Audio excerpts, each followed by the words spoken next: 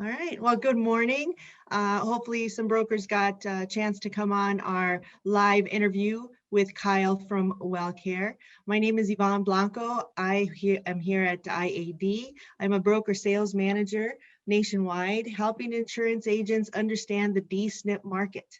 So right now, what we're going to do is ask Kyle a couple questions on the D-SNP market, hopefully to engage brokers in this market, Kyle, and to address some of their concerns, kind of get them over that hump of intimidation that maybe they don't want to engage in the D-SNP. So we'll go ahead and jump right in. There's a couple of questions that might come up, but we'll go ahead and address those after our interview. We'll reach out. I'll put a contact page up at the very end. So if anyone does have questions, they can reach out to you or reach out to me. So I kind of wanted also to just let agents know that I'm here to help with research, fact finding, and as well getting to know you, and that, you know, people at Wellcare are there to help them. So with that, did you want to go ahead and introduce yourself and let us know what you take care of over at Wellcare? Yeah, perfect. First, thank you very much for the opportunity today. I've been looking forward to do this all week here since we started talking about it, so it should be a lot of fun. Right. Hello to everybody. I'm Kyle Ingram. I know a lot of you may have heard my voice on Wellcare Wednesday webinars or over the phone, but now you actually get to see me as well. Mm-hmm. I am the sales executive here in the Michigan market for Wellcare.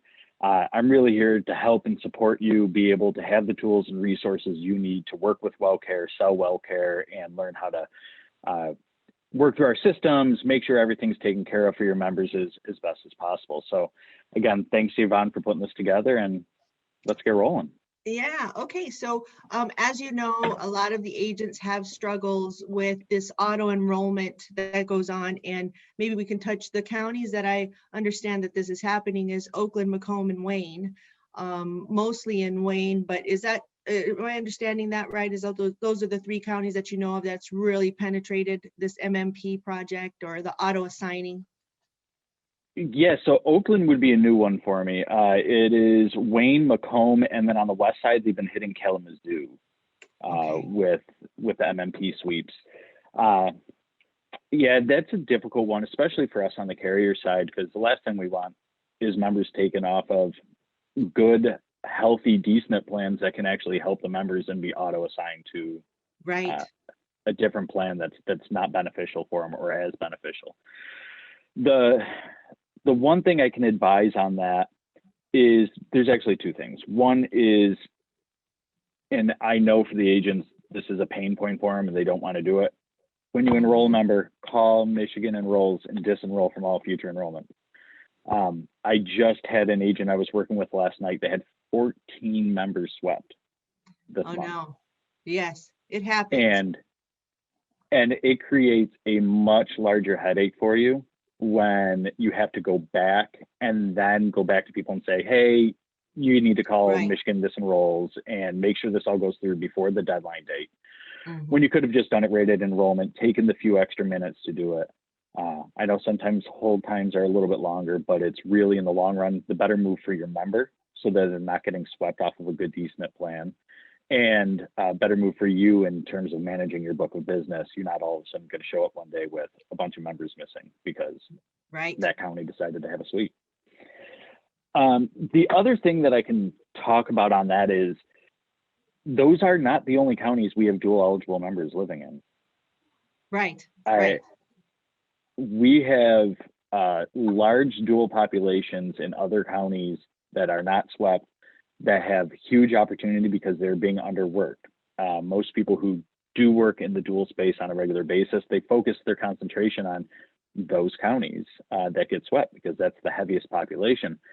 But really, if you go down into Washtenaw, Ypsilanti area, out in Livingston, there's actually a bunch of members in those populations, especially when you get into the more rural populations. There's also huge opportunity in those areas. So that is another option. If you don't want to deal with Michigan Disenrolls and you're sick of having sweeps, maybe start looking at focusing some efforts in those non-swept counties. Or also, what I forget to mention, Genesee and Saginaw County is not swept as well. So that's another great opportunity for them. And we do have, on a side note, I have a script just so they can, what wording do they have to use? How do we opt them out? How do we disenroll them? I have scripts that are available for our agents with the phone numbers to go ahead and disenroll them. So if they need that guidance, we're definitely helping them there too.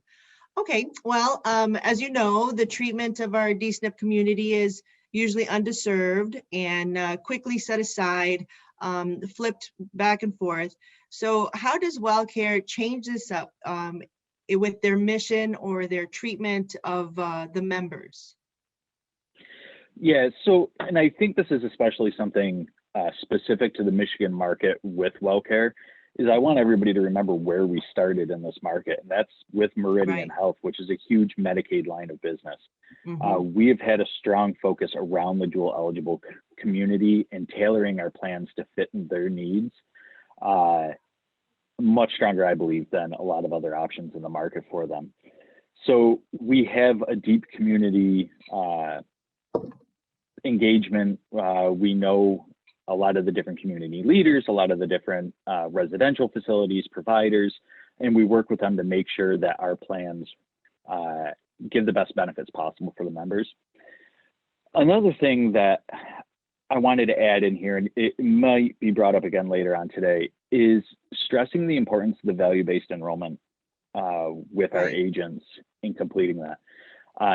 Though it is a way for you to earn more money on the admin side, it's really a great way to give Wellcare a heads up on the needs of our members. And especially on the dual side, even though everybody's assigned a care coordinator, the health risk assessment lets us know if we need to reach out proactively and set up a care plan for them, or make sure they're in for a wellness visit, or already have all the indicators for if they qualify for special coverages, so like the SSBCI and everything else. So it is a really helpful tool for us as a carrier to be able to provide the proper care, and it's something that the agents can do to make sure that happens for them. Well, when they do that HRA, as I think brokers forget that they get extra pay. That they do. If you complete the HRA yourself, or the VB as we call it now through Ascend, it's a $60 admin fee. Right. So in addition to the regular commission that they're getting. Correct. And the other nice part about that is in AEP, just a reminder, because I know it seems like it just ended, but it's coming again. It's coming again. Don't say that. Let me enjoy the Roy. Let me enjoy Roy. We don't make you wait for the admin fee until 1/1. Oh, It really? starts Okay. paying out bi-weekly after 10/15. So another thing to remember, it's a way if you're enrolling members with us and doing the VBEs, you don't have to wait till 1/1 or that next commission cycle for that admin fee, because it's not a commission. It's really just us paying you for handling the questionnaire. So that is another neat feature. And if wanting to help our members and make sure they have the proper care wasn't quite enough motivation for you, well, now you got the monetary incentive as Now well. you have, an extra $60, and I think it helps. I think the rapport, the connection, maybe as well for the broker and that member. All right. Well, thank you for that. So now, we, in general, we can start to see how the DSNP community or the DSNP market is starting to open up. It has more opportunities. Agents are seeing how this can actually add into their book, add into commissions, and it's becoming more available. And so could you go over how you see us selling in this market in our current environment with the COVID restrictions? Yeah, so that's another great question that has been kind of a moving target for us all over the last year. Right. Which I can't believe it's been a year already since everything really started happening. We blinked and now it's 2021. Right. We saw a loosening of restrictions and places starting to open up more towards the end of summer, leading into AEP, and then that kind of shut down on everybody again. So the one thing I want to remember or point out here is for agents to be willing to be versatile in this time. If we have another spike and it shuts down, we have to be able to pivot to telesales if that's something. Telesales, and understanding the the functionalities that you can use to do that in this market, but also with the route we're going right now, where things are starting to open up a little bit more, weather's going to start getting nicer. This is a great time to focus in on outdoor events, finding ways to attend some of the centers or other places they may have gone for sales in the past. That now, hey, can I set up a tent in the parking lot? It's a great Can we idea. set up flyers that way? Let's get outside where it's a safe environment. You can send down small groups if you'd like to come out and talk to me. Right. But we're going to do it safe and still, be willing to wear the PPE, everybody. I know it's not the most enjoyable while hot, having a mask on, but it's there to protect the seniors in the community. It's there to make sure everybody's safe. Right. And if you do it in a professional manner and do it safely, these facilities are going to allow you to come back again and again and again. Exactly. Right. Right. So that's a huge one. Great idea. But again, being willing to pivot back to telesales at any point in time is a big thing. Are you utilizing Ascend? Are you utilizing the rate functionality within there, or calling in for our ABL telephonic scopes? Just being willing to go those other routes. And this is the time of year now that OEPs kind of come down to a close to really start familiarizing yourself with all those softwares and resources. Yes. As we go through lock-in and head towards AEP, traditionally we are a little bit slower this time of year. So let's use this time to train ourselves, be focused, be better agents for our members, and really be ready to go later on in the year when things pick back up. And hopefully things will be open again, but right. And to add to that point, I think that the carriers are doing their responsibility of providing those platforms, whether it's telephonic, whether it's online, Ascend, providing that platform for brokers to do online sales. I think where FMOs might fall short, where we do not, is we can actually guide an agent if they troubleshoot, if they're having problems with that Ascend, where do you go? Who do you call? If they're having problems with, to getting on just Wellcare, ordering kits or anything of that nature, even the new agents that are doing maybe their first app, we go ahead and provide. And that's where I think FMOs, people like myself here at IAD, where we go ahead and we step in and help agents, guide them through that. So we're here for that assistance, to help you guys as a carrier, to help the brokers, right? Be that bridge. So brokers sell, and we'll cover, customer service questions and how, I guess my question would be, how does Wellcare take care of the agent's clients when they write their member on your plan? Like, what are those steps of taking care of that member? Sure. And I think I want to understand the question a little bit more of, is that the options for service needs or making sure things are taken care of, or are you looking more of like when you come on, what's the process? No, and we'll that will be our second question, but this one is more of like customer service. Like I know that, addressing the elephant in the room, Wellcare had some struggles with customer service.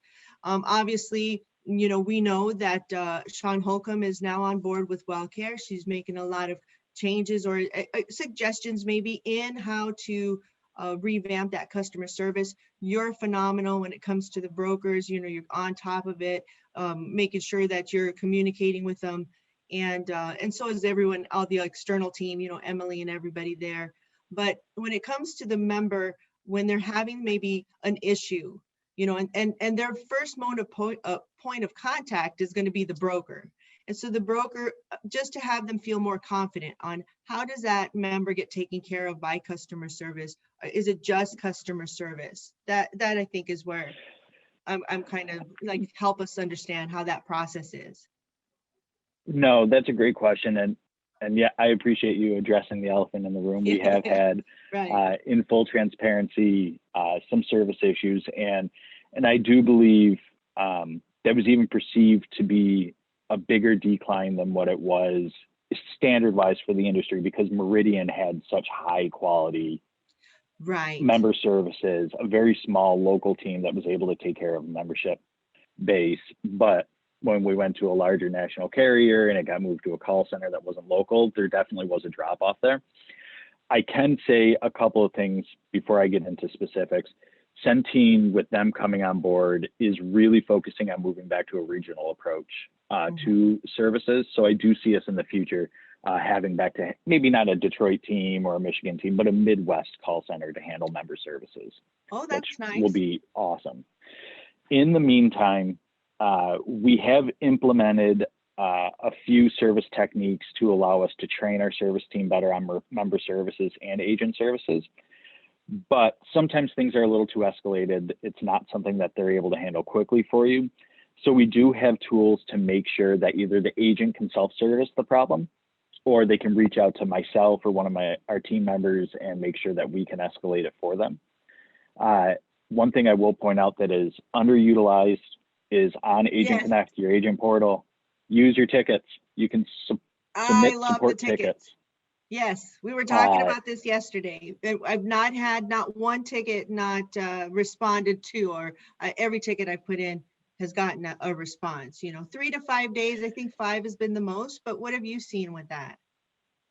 Yeah, so typically we're getting much closer. We were a little behind due to AEP applications and tickets that came in after that. So we were slightly behind. Last I checked yesterday with our ops team, we're running about 48 hours on a response time. Great. So that may not be a resolution, but it's going to be the response. So if we have to escalate something to another department, enrollment or something else, they'll be able to at least let you know what's happening. It should be processed in 3 to 5 days, something like that. We also have, if there's a claims issue happening in terms of, was a prior auth denied for a member, our scripts not being billed correctly, anything like that, I do have a retention team at my disposal. So the agent can just send me the information of what's going on with that member. I am going to ask that they've tried the initial technique of calling member services first, because a lot of the times they can resolve it right away. But if not, or the member's extremely upset, there's something that happened that, whether it's right or wrong, just didn't work well for the member. Right. Please send it over to me. We have a retention team that will reach out, speak with the member directly. They will speak with a provider if it's a claims issue, if it's a billing issue, they will work it out. I've even seen them put in a retro prior authorization request to make sure a service that was done was actually covered. Right. So okay. They're a great team to utilize. Yeah, and on the ticket, I think, like you said, it has been under, I don't know, it's a great tool. I think it's unique to Wellcare, which gives that added service, not just to the broker, but any kind of member services like we're talking about. Yeah, and the one thing I want to mention too, in the world we're in today and in the DSNP market, you have a lot of paper applications. Right. You can scan and attach the application to a ticket to submit that app. Right. You don't have to fax it in. Which gives even greater, in my opinion, transparency for you as the agent to keep track of it, because it's not just a fax confirmation that came into you. You have you submitting the ticket on this date and time, and it's easy for you to track as well. So that is another great function on the ticket side that is highly underutilized that we'd like to see picked up though. Well, and I think we both have a job aid that is a step-by-step. I made mine with, I'm a fan of comic books, so I have pictures and arrows on where to click, made it very simple for brokers, but you have another job aid. So we have those available for brokers. If you've never done a ticket, how to get you there. So hopefully more brokers, we're going to encourage them to do that. So that's really good. Now, could you, going back to what we had mentioned before, could you run through maybe with that first 3 months, maybe that first year, that member, when they come on your plan, what to expect?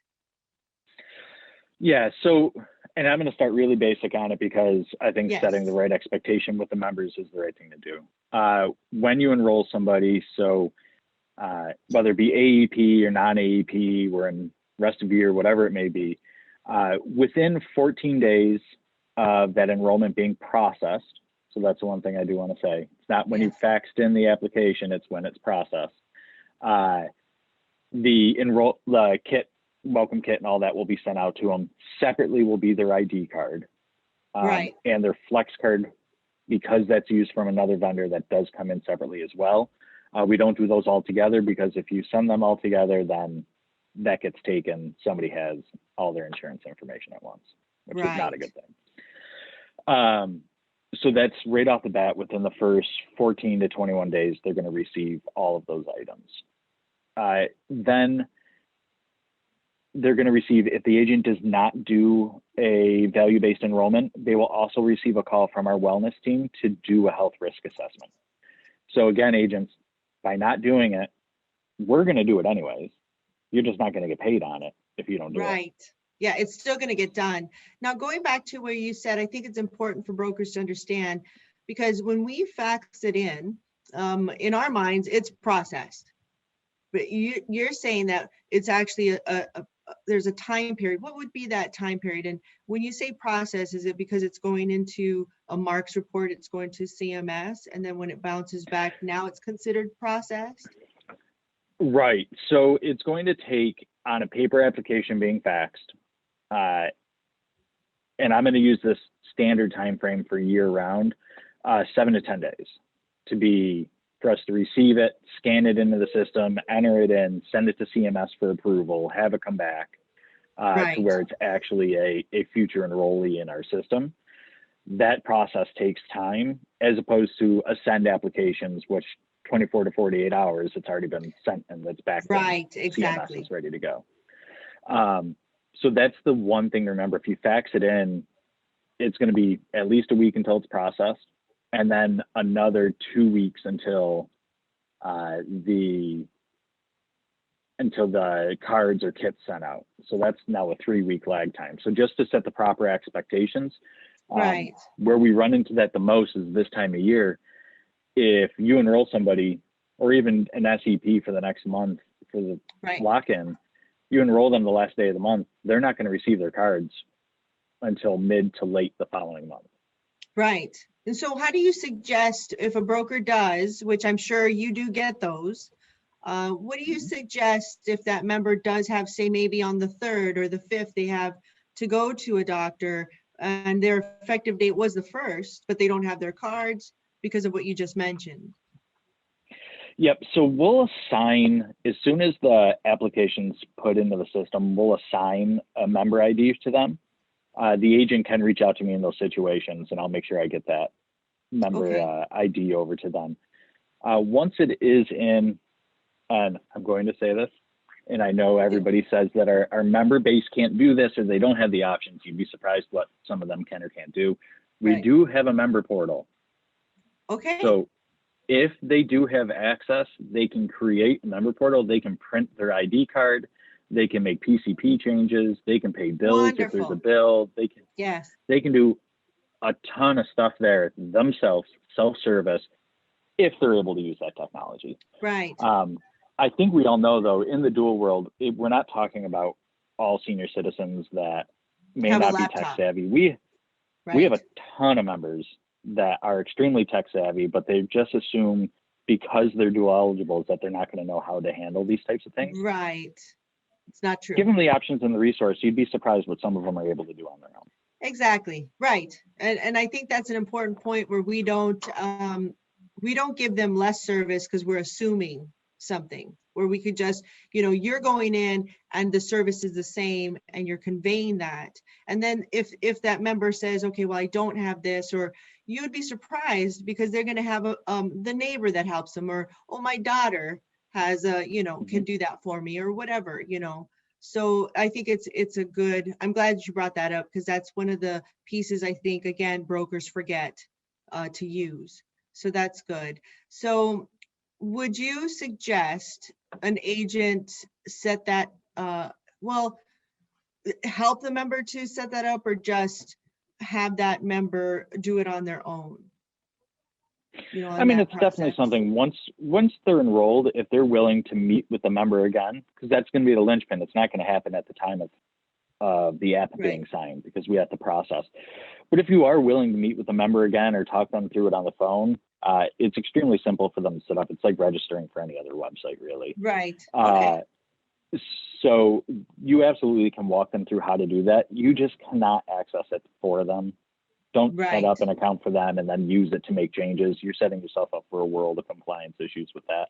But Exactly. you are very welcome to help them at least get their portal set up and, show them functionally, what to do, because it is self-explanatory when you're in there. Right. Now, and I, not to get too in depth in this, but just maybe a general overview of how would you suggest, again, generally, that an agent set themselves up for success in this market, specifically in the duals? Yeah. So That's a there's hard question. there's I'm a few serious sides now. to that, right? Yeah. There's definitely a few sides to that. So let's start with the one that is going to be for the agent's career, the most important thing. Right. Compliance. Compliance. Do your due diligence to make sure that you're doing the right thing for the members and you're setting them up on a plan that works for them. And when you do that and you take all the proper steps, you check the scripts, you check the providers, you call our special populations line to make sure they're eligible for a DSNP plan. Right. You can educate them on the LIS levels and how that works for prescription copays. By doing all of that, you're setting yourself up to be seen as a reputable agent where they're going to refer you to more of their friends or people they may know. The other thing is, and this is an old Chamber of Commerce saying we used to say a lot, was it works if you work it. Right. So you're not going to build, a big book of this by just referrals. You have to be out there in the community, setting up events where you can set up events, or if that's not something you feel confident doing right now, obviously because of what's going on in the world, find a way to set yourself up with telephonic sales, get used to that type of environment. I'm sure Yvonne has plenty of scripts and anything else that you're able to utilize to work through that. So it's really willing to do the work with whatever way they're comfortable in this environment. So if you're not wanting to go out for events and that's what you've done traditionally, but you're not willing to make phone calls, how are you setting yourself up for success? Right. The other thing is to revert back to thinking about where we understand OEP is done. Obviously in the dual community, they have their quarterly SEPs to be able to change plans. But start setting up and start thinking about summertime events, things you can do outside. Start getting those on the calendar now. Because if you don't, I promise you other agents will. They will take those opportunities. And that also gives you a great chance to meet people who are not DSNP eligible, that you can then get the consent to contact to call an AEP. And you're starting to build that lead gen for later on in the year. And you're starting to build your contact list. So really, it's a simple but complex question, because unless you're willing to put in the work, it's not going to happen. Now, that work is going to change for every agent out there. I will say, if you're struggling with opportunities or trying to figure out ideas of ways you can go about it as an agent, Yvonne is definitely extremely creative in that environment. She'll be able to help you out with ideas like that. If you would like to do some sort of Wellcare event, please feel free to reach out to me. We're happy to try to connect with our marketing team to see if we can set up events for you or find a retail location or something else that we can help you with too. So please don't hesitate to reach out on that. Right. Oh, well, thank you for that. I appreciate you pointing out that, we do have marketing pieces. Obviously, I brainstorm with agents, kind of see, I take in consideration, what kind of agent is it? That do they like virtual? Do they like face-to-face? Do they like that event setting?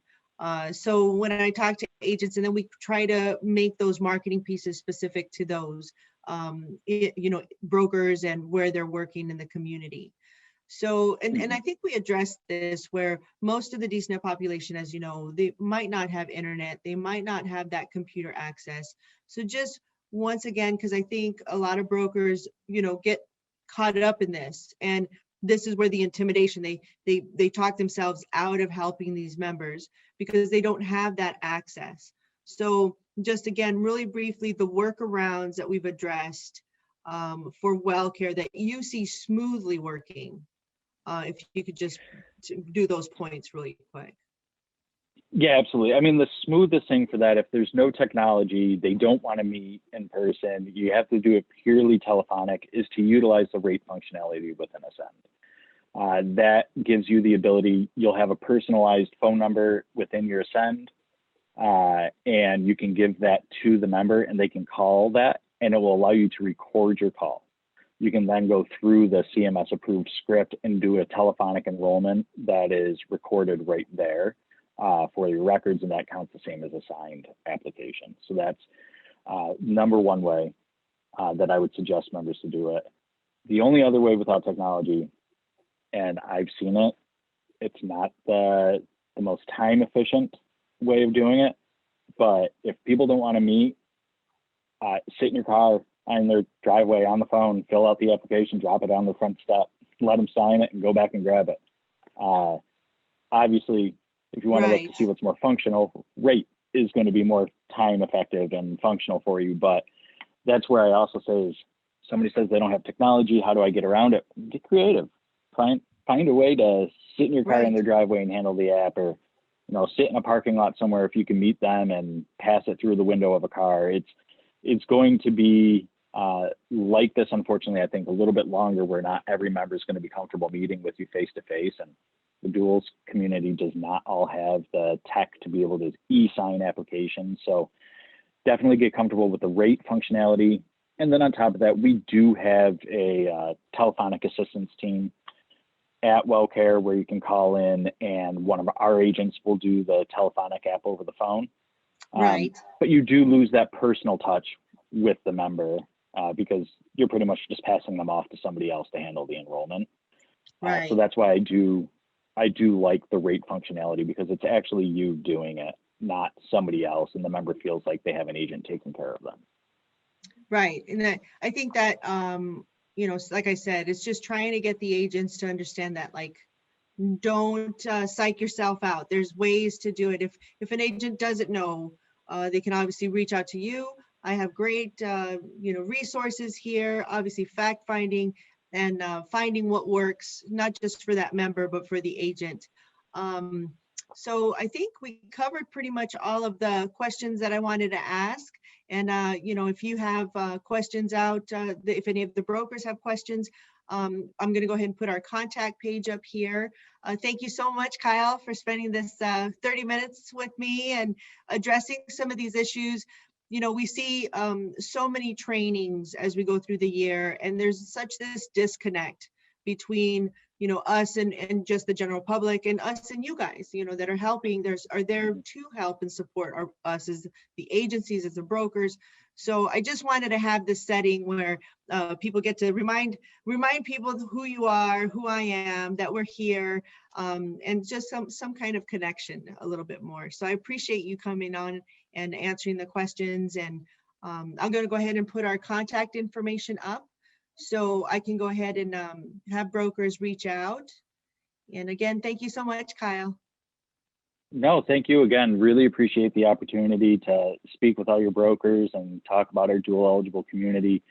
One thing I will say, just as a quick plug on here, keep your eyes out for more trainings from Wellcare. I know we've been doing the Wellcare webinars, but we are picking up the frequency and changing the topics on a regular basis now. So we will probably be having some dual eligible trainings. We'll have some Ascend trainings and everything else. So please keep an eye out for those emails coming and attend those trainings, because they'll be hugely helpful for them. Great. Okay, that's perfect. I'm going to try to get my share screen up here so we can show our contact information, if I can do this right. And there you go. There we go. There we are. I'm going to move us over just in case I'm not blocking it. There we go. Well, thank you so much. It was good to see you virtually, and we'll be in touch. Obviously, any of the marketing pieces, job aids, we have available here, and I'll be reaching out and letting if we need anything for brokers, or if I have other questions that I might want to ask later.